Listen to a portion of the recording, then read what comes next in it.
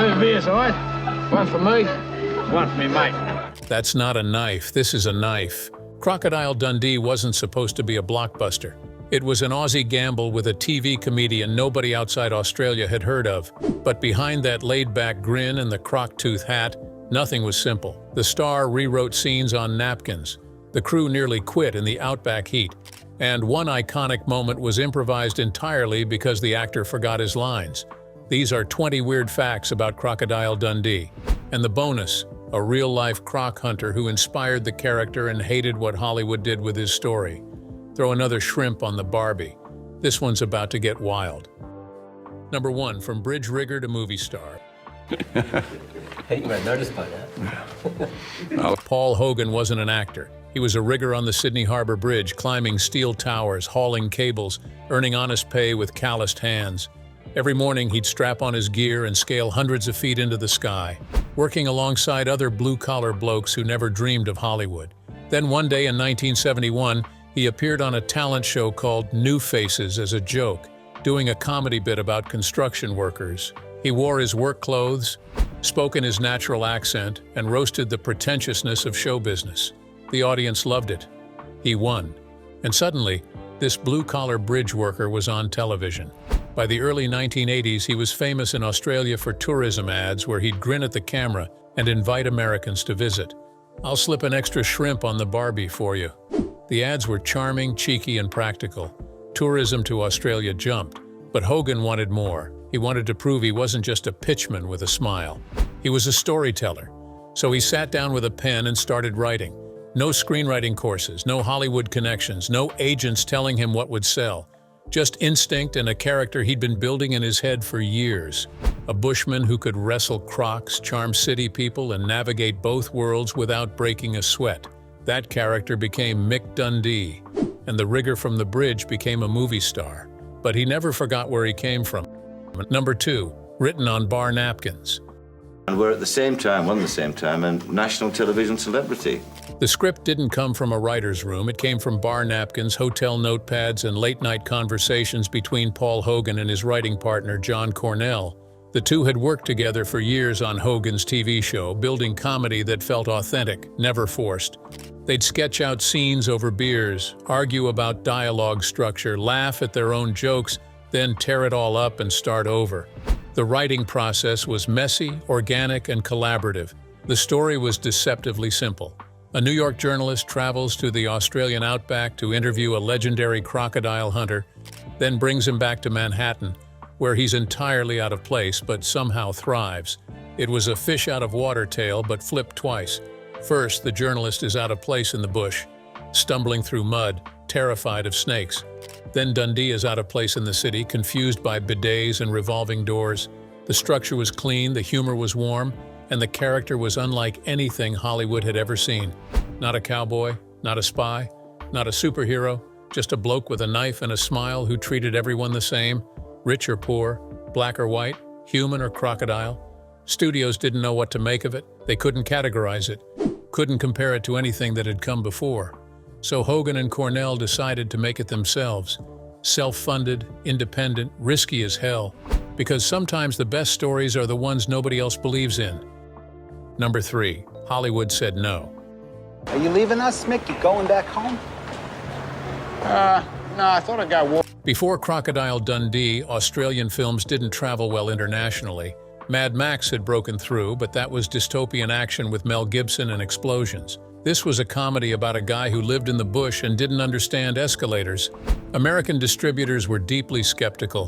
One executive reportedly said, "Americans don't care about Australia unless it's about kangaroos or Mel Gibson." Another called it too niche, too foreign, too soft. But Hogan believed in it with a stubbornness that bordered on reckless. He and Cornell scraped together funding from Australian investors, television networks, tax incentives, and anyone who'd listen to their pitch.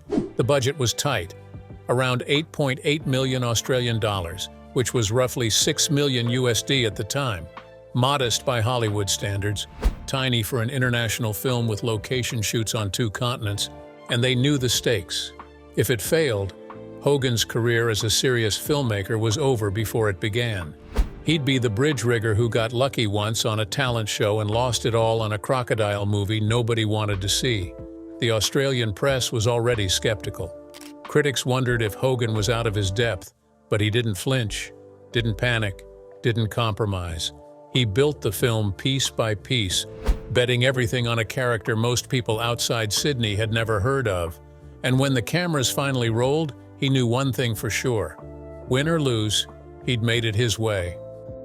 Number 4. Casting Sue changed everything.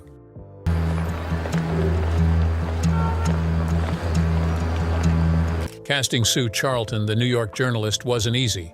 They needed someone who could hold her own against Hogan's easygoing charisma, someone who felt sophisticated yet not cold, curious yet not condescending, intelligent yet not superior. They auditioned dozens of actresses across 2 continents. Some were too polished, playing Sue like an ice queen who needed thawing. Others couldn't match Hogan's rhythm, delivering lines too fast or too slow, missing the beat entirely. Then Linda Kozlowski walked in. She was a theater-trained actress from Connecticut, sharp and grounded, with just enough edge to make Sue feel like a real person rather than a romantic archetype. She read opposite Hogan and something clicked immediately. Not just chemistry, understanding. She got the joke without trying to steal it. She knew when to push back and when to soften. She played Sue like a woman who wasn't sure if she was charmed or annoyed by this bushman. And that tension, that uncertainty made everything work. You believed she was falling for him even as she tried not to. Hogan cast her on the spot. No screen test, no callbacks, no studio approval process, just a gut feeling that she was the one. And he was right. But what nobody knew yet was that their on-screen chemistry would quietly become something else entirely. The romance that started as acting would eventually follow them off set, into real life, and change both their worlds forever. Number 5. Outback Hell.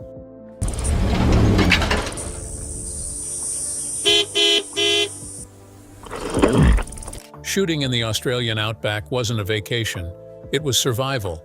The crew traveled deep into the Northern Territory, setting up in Kakadu National Park, a sprawling wilderness of red dirt, billabongs, and crocodiles. Real ones, not props, not CGI, actual prehistoric predators that could tear a human apart in seconds. The heat was suffocating, relentless. Temperatures climbed past 100 degrees Fahrenheit daily, and there was no air conditioning, no trailers with cooling systems, no catering trucks with cold drinks. Just sweat, flies that never stopped buzzing, and endless sun that burned through sunscreen in minutes. Equipment overheated. Cameras had to be wrapped in wet towels between takes. Film stock had to be stored in coolers packed with ice that melted faster than they could replace it. Actors couldn't wear makeup because it literally melted off their faces within minutes of stepping outside. Some crew members from Sydney, used to comfortable city shoots with lunch breaks and overtime pay, threatened to quit. They said it was too remote, too dangerous, too miserable. But Hogan loved it. He'd spent years in the bush as a younger man, and this was his world. He knew how to handle the heat, spot dangerous wildlife, and keep spirits up when everything felt impossible. He kept morale alive with jokes, cold beers at the end of brutal shooting days, and a calm confidence that everything would work out. And somehow, impossibly, it did. The Outback became a character in the film, wild, beautiful, and utterly unforgiving. Number 6. The Real Croc Hunter's Tragedy.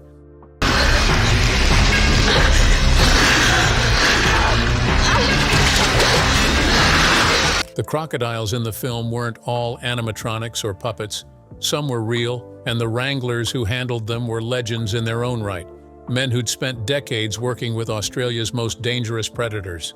One of them was a man named Rod Ansell, a real-life bushman who'd survived months alone in the outback after a boating accident left him stranded without supplies, weapons, or communication. Ansell became a media sensation in Australia, telling stories of hunting buffalo with makeshift spears, avoiding crocs, and drinking his own urine to stay alive. His story caught Paul Hogan's attention early in the development process. In fact, Ansell's survival tale and his rough-edged, no-nonsense persona became key inspirations for Mick Dundee's character. The calm competence, the bushcraft knowledge, the ability to thrive where others would die. But there was a dark catch. Ansell wasn't involved in the film's production, wasn't hired as a consultant, and didn't get paid a single dollar for the use of his story. Later, he'd publicly claim Hogan stole his life and made millions while he got nothing. The bitterness grew over the years like poison. Ansell's life spiraled into tragedy, legal battles, financial ruin, isolation, and eventually a violent confrontation with police in 1999 that ended in his death. The real croc hunter who inspired the legend never got his happy ending, and Paul Hogan never publicly addressed it. Number 7. The knife line was improvised. That famous knife scene, "That's not a knife, this is a knife," wasn't in the original script, not the way it played out on screen anyway. The scene was written with Dundee pulling a knife on muggers in a New York alley, but the original dialogue was different, more threatening, darker, less funny. Dundee was supposed to intimidate them with genuine menace, showing he was more dangerous than any street criminal. During rehearsal, Hogan kept delivering the lines as written, but something felt off. It was too serious, too violent, too much like every other action movie where the hero proves he's tougher than the bad guys. He wanted the moment to be absurd, not tense. He wanted people to laugh, not gasp. So between takes, he improvised. He completely changed the delivery, making it casual, almost friendly, as if Dundee were genuinely trying to educate the muggers about proper knife etiquette. Like he was disappointed they'd brought such a tiny blade to a knife encounter. The crew standing behind the cameras burst out laughing. Director Peter Feynman immediately loved it. They shot it in one take, and that improvised moment became the most iconic line in the film. It was quoted endlessly, parodied in dozens of movies and TV shows, and referenced in stand-up comedy routines.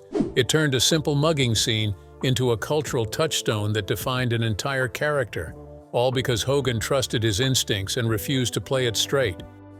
Number 8. On-screen romance became real.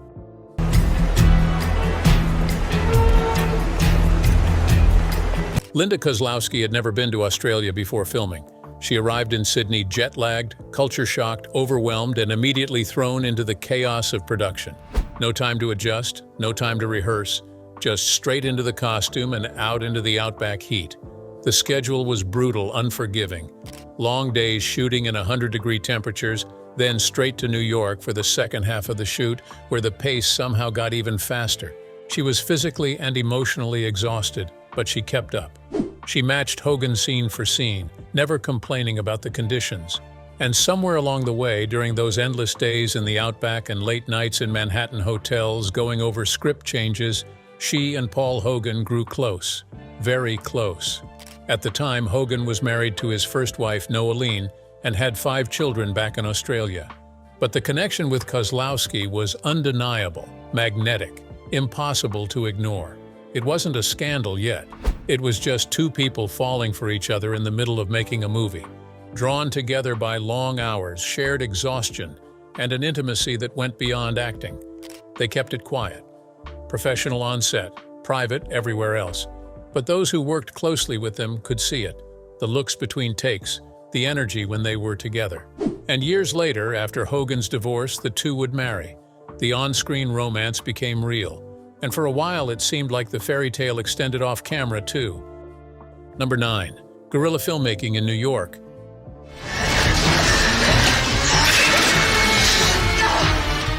The New York scenes were supposed to be easy. Controlled environments, experienced American crews, no crocodiles, no heat exhaustion. But it was its own kind of chaos, just urban instead of wild. Shooting on location in Manhattan meant dealing with crowds, noise, traffic, and a city that didn't care about some Australian film crew trying to capture movie magic. They filmed in Times Square, Central Park, outside the Plaza Hotel, on busy sidewalks and subway stations, often without proper permits or adequate crowd control. Pedestrians would wander into shots, utterly oblivious to the cameras. Taxi drivers would honk aggressively mid-take, ruining audio. Street vendors would set up right in the frame. One crucial scene required shutting down part of Fifth Avenue for several hours, and the city refused outright. Too disruptive, too expensive, too complicated. So they shot it guerrilla style instead. Cameras hidden in vans, actors moving fast through real crowds, capturing what they could before security guards or police shut them down. It was risky, stressful, and technically illegal. But Hogan loved it. He said the energy of New York, uncontrolled and raw and unpredictable, made Dundee's reactions feel completely genuine. Because he wasn't acting confused, he was genuinely reacting to absolute chaos, real noise, real unpredictability. And that authenticity, stolen moment by stolen moment, gave the film its heartbeat, its pulse, its life. Number 10. The shock box office phenomenon.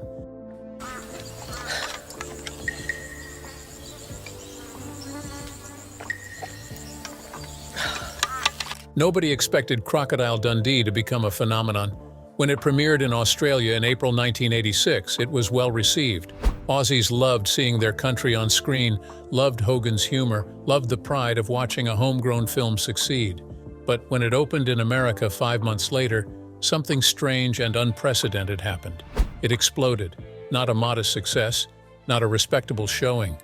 A full-blown cultural phenomenon. It became the second highest-grossing film of 1986 in the United States, behind only Top Gun with all its jets and Tom Cruise's star power. Worldwide, it earned over $328 million on that tiny $6 million budget. It was one of the most successful independent films ever made, a David versus Goliath story that proved you didn't need Hollywood's money or approval to win. Suddenly, Paul Hogan wasn't just a TV comedian from Sydney. He was an international movie star. And Crocodile Dundee wasn't just a film. It was a cultural moment, a conversation starter, a movie people saw multiple times and quoted endlessly. Americans fell in love with Mick Dundee because he was everything they weren't. Calm in chaos, confident without arrogance, kind without weakness, and completely, authentically himself. In a decade of action heroes and high concepts, Dundee was just a guy with a knife and a smile. And somehow, that was enough. Number 11, the script was never finished.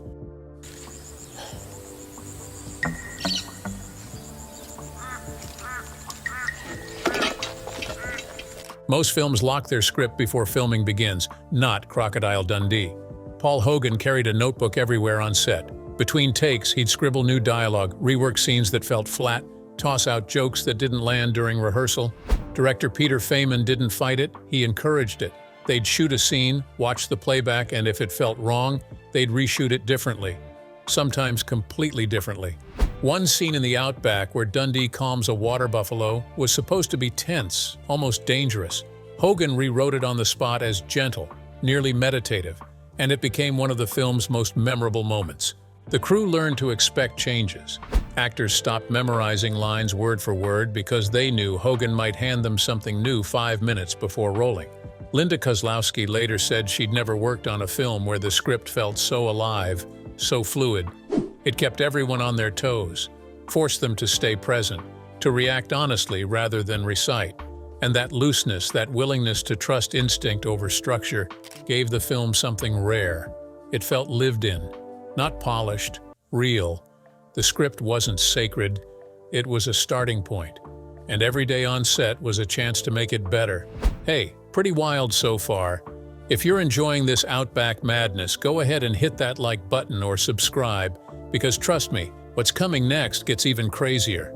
We've got a stunt that went horribly wrong, a court battle that almost killed the sequel, and the moment Paul Hogan realized fame wasn't what he thought it would be. You won't want to miss it. Number 12, hypnotizing a real water buffalo.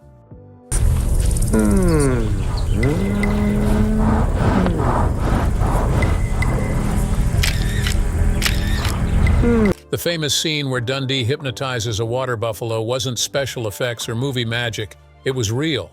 Paul Hogan had spent enough time in the bush to know how animals behaved, and he'd watched Aboriginal trackers calm livestock with soft voices and steady hands. So when the scene came up, he insisted on doing it himself.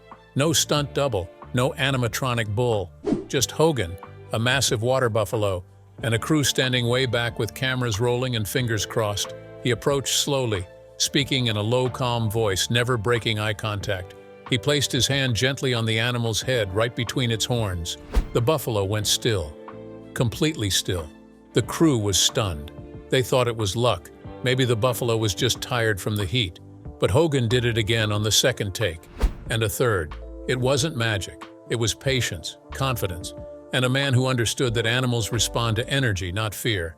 You can't fake calm. Animals sense it instantly, and Hogan had it in abundance. That scene became a symbol of Dundee's character, a man who didn't need to fight nature or dominate it. He could just talk to it, understand it, respect it. And somehow, that quiet moment spoke louder than any action sequence ever could. Number 13, wardrobe told Sue's story. Business? Oh, you're deadly. Not bad eating, but always give me gas. Linda Kozlowski's wardrobe was a masterclass in visual storytelling. In the Outback scenes, Sue Charlton starts in perfectly tailored safari clothes, polished designer boots, and makeup carefully applied despite the brutal heat. She looks like she walked off the pages of Vogue. Every detail screams city sophistication, even as it tries to survive the wilderness. But as the film progresses, her wardrobe transforms. The clothes get simpler, more practical, more real. The makeup fades. The hair becomes less controlled.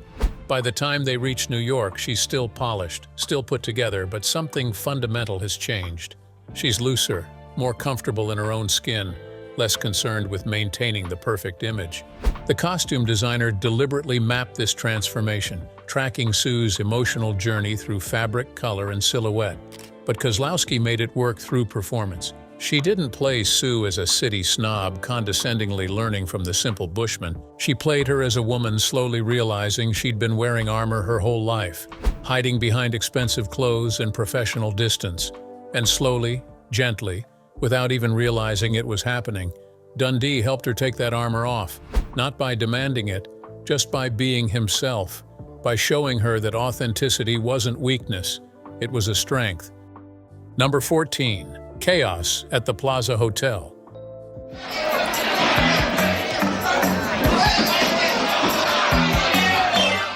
The Plaza Hotel scenes were a logistical nightmare. The production couldn't afford to shut down the entire hotel, so they worked around real guests, real staff, and absolute chaos happening in real time. Actors had to wait for the elevators to clear of tourists. Crew members dressed as guests to blend in, carrying equipment disguised as luggage. And during one crucial scene in the lobby, an actual hotel guest walked directly into frame, utterly oblivious to the cameras, the lights, and the film crew surrounding him. Peter Feynman immediately yelled, "Cut," already planning the reshoot. But Paul Hogan stopped him. He said, "Keep rolling," and he improvised. Hogan, staying in character as Dundee, nodded politely at the confused guest, giving him a friendly smile like they were old friends passing in a crowd. The guest, startled but too polite to make a scene, nodded back awkwardly and kept walking, probably wondering why this Australian man was being so friendly. They kept the take. It wasn't planned, it wasn't in the script, but it fit perfectly because Dundee was precisely the kind of guy who'd acknowledge everyone, even confused hotel guests who accidentally wandered into his movie. That moment captured something essential about the character: his fundamental decency, his inability to ignore another human being. Number 15. The subway scene's strange legacy.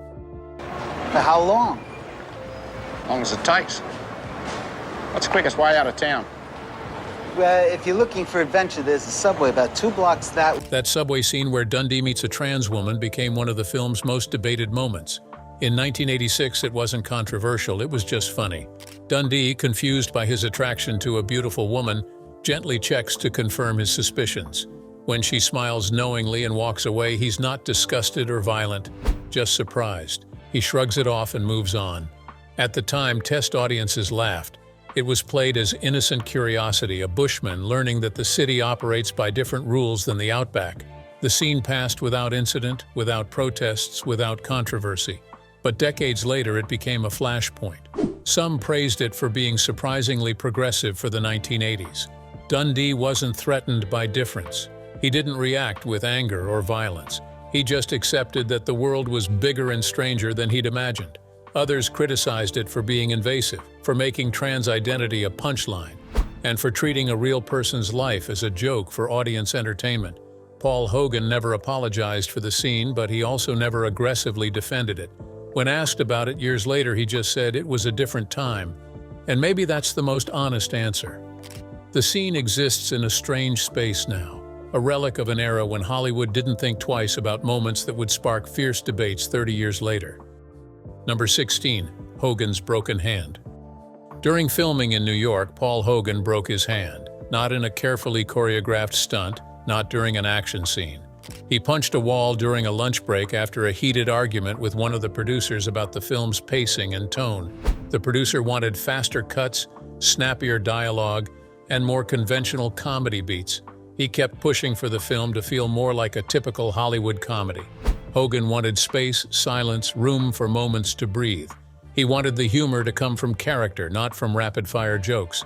The argument escalated. Voices were raised, and Hogan, frustrated and angry, walked away from the conversation, went around a corner and slammed his fist into a trailer wall. He immediately regretted it. Pain shot up his arm. His knuckles swelled instantly. But they had scenes to shoot that afternoon, and shutting down production wasn't an option.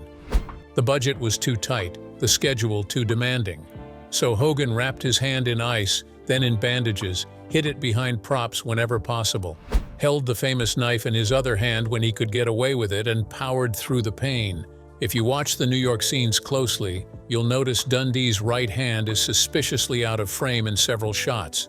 That wasn't careful blocking or an artistic choice. That was survival, pure and simple. Number 17. Hollywood came calling. The success of Crocodile Dundee changed Paul Hogan's life overnight. He went from Australian celebrity to global icon in a matter of weeks. Suddenly, Hollywood wanted him for everything. Agents lined up with offers. Studio heads called personally. Producers pitched massive action franchises, romantic comedies, serious dramas, and everything imaginable. They offered him roles that would have made him tens of millions of dollars and cemented him as the next big international star. But Hogan said no to almost everything. He turned down role after role. Frustrated executives who couldn't understand why this bridge rigger from Sydney was passing on guaranteed success. He didn't want to move to Los Angeles. He didn't want to play by Hollywood's rules. He didn't want to lose the authenticity that made Dundee special in the first place. He told one interviewer, "I'm not interested in being a movie star, I'm interested in making films I believe in." So he went back to Australia, took his time, and spent years before making another film. And when he finally did return with Crocodile Dundee II, the magic was harder to capture, because lightning doesn't strike twice, and Hogan knew it. But he also knew that protecting what made the first film special mattered more than chasing Hollywood's version of success. Number 18. The sequel nobody needed. Crocodile Dundee 2 came out in 1988, just 2 years after the original.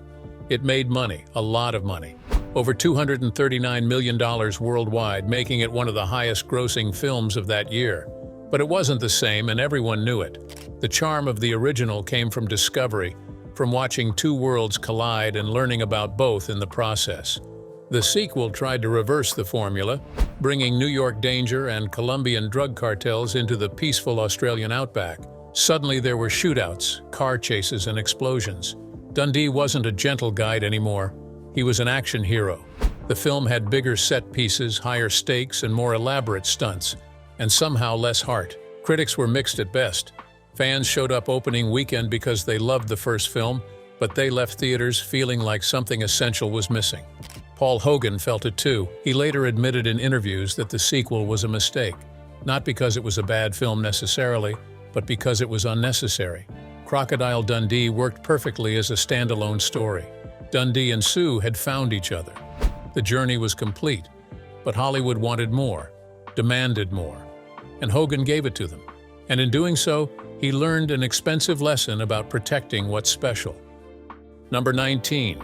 The tax battle in exile. By the early 2000s, Paul Hogan's life had changed dramatically, and not for the better. He and Linda Kozlowski had married in 1990, had a son together, and seemed happy for years. But the marriage quietly unraveled, ending in divorce in 2014 after nearly 25 years together. But the personal pain was nothing compared to what came next. Hogan faced a brutal legal battle with the Australian Tax Office over allegations of unpaid taxes from his Crocodile Dundee earnings. The ATO claimed he'd hidden millions in offshore accounts. Hogan insisted everything was legal and above board. The fight dragged on for years, draining him financially and emotionally. His assets were frozen. He couldn't return to Australia without facing potential arrest. The man who'd made his country famous around the world, who'd put the Australian Outback on the global map, was effectively exiled from his own home. Friends said the ordeal broke something in him. He eventually settled the case without admitting wrongdoing, but the damage was done. He's older now, quieter, living in California, far from the country he once represented so perfectly. And when people ask if he'd ever make another Dundee film, he just smiles sadly and says, "I think Mick's earned his rest." Number 20, the mystery of the original knife. That's a knife. The knife Dundee carries in the film became as famous as the character himself. It wasn't some generic prop department creation. It was custom-made by Australian knife maker John Bowring, explicitly designed for the film with Hogan's input. The blade was massive and distinctive, part Bowie knife, part machete, with a wicked clip point and a handle wrapped in leather. It looked dangerous but also practical, precisely what a bushman would carry. After filming wrapped, something strange happened. The original knife disappeared. Some people say Paul Hogan kept it as a personal memento of the film that changed his life. Others claim it was stolen from the set during the final days of production. For years, fans and collectors desperately searched for it, offering thousands of dollars for the genuine article, the actual knife from that iconic scene. Eventually, John Bowring began making replicas and selling them to obsessive Dundee fans who wanted to own a piece of cinema history. But the original, the one Hogan actually held when he said those immortal words, "This is a knife," nobody knows where it is. It could be sitting in a private collection somewhere, locked away from the world. Maybe it was lost forever, thrown away by someone who didn't understand what they had. Or somewhere in the remote Australian Outback, Mick Dundee still has it tucked in his belt. Crocodile Dundee wasn't just a comedy, it was a gamble that paid off beyond anyone's wildest dreams. If this Outback madness made you laugh or shocked you, go ahead and hit like, smash subscribe, and tell us in the comments which fact surprised you most. Thanks for watching, and remember, that's not a knife.